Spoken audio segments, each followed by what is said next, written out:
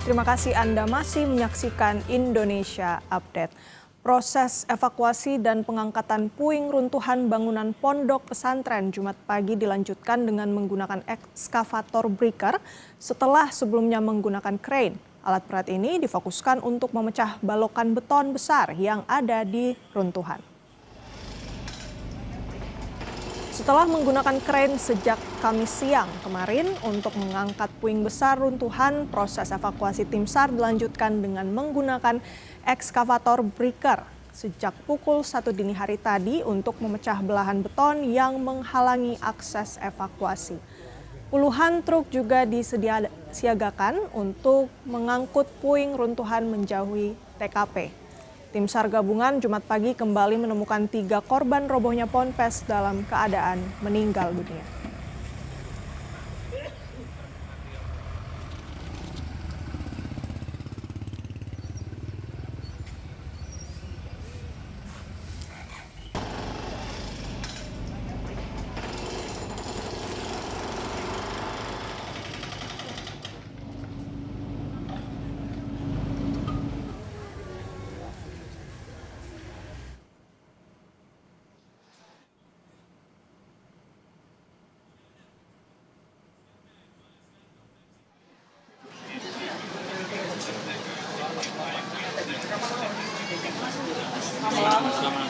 Sudah ya?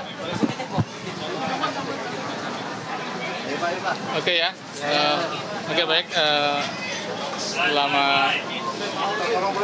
Selamat sore rekan-rekan semuanya. Bahwa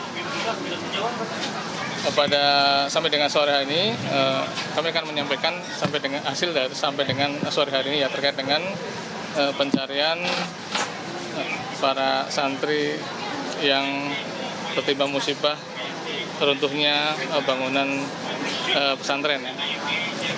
Bahwa kami update dari yang awal pagi 7:30 satu korban ditemukan, kemudian yang kedua pada pukul 7.35 dilanjutkan, kemudian penemuan yang ketiga pada pukul 10:17 dan yang keempat pada pukul 11:16 dan terakhir tadi pada pukul 2:00 juga ditemukan korban kelima, sehingga total semua pada hari ini adalah korban ditemukan 5 orang dan semua dalam kondisi meninggal dunia, sehingga kalau dijumlahkan seluruh korban yang ditemukan ada 113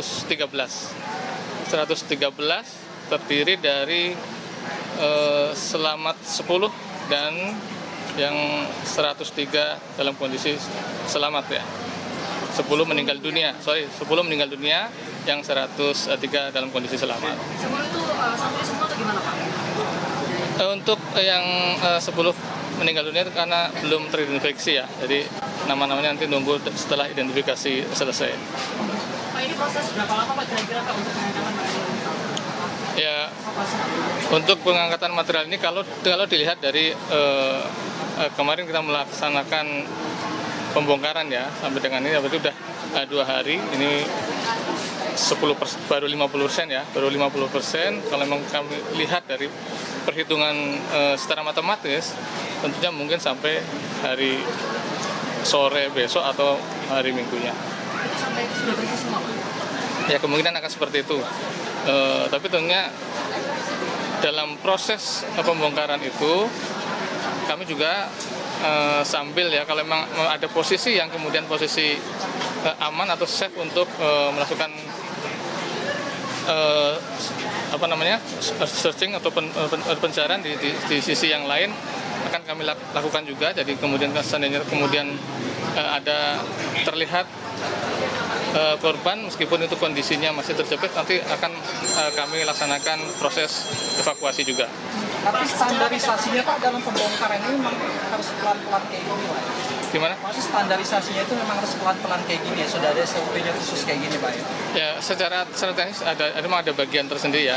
Saya nggak bisa menyampaikan secara teknisnya prosesnya itu harus seperti apa. Tapi yang jelas ada teknisnya tersendiri untuk pembongkaran tersebut, karena memang bahwa gedung ini, yang reruntuhan ini adalah dia menyambung ataupun ada sambungan ke bangunan-bangunan di sampingnya. Jadi mungkin ada teknis tersendiri dan itu ada timnya sendiri yang tahu persis dengan hal tersebut.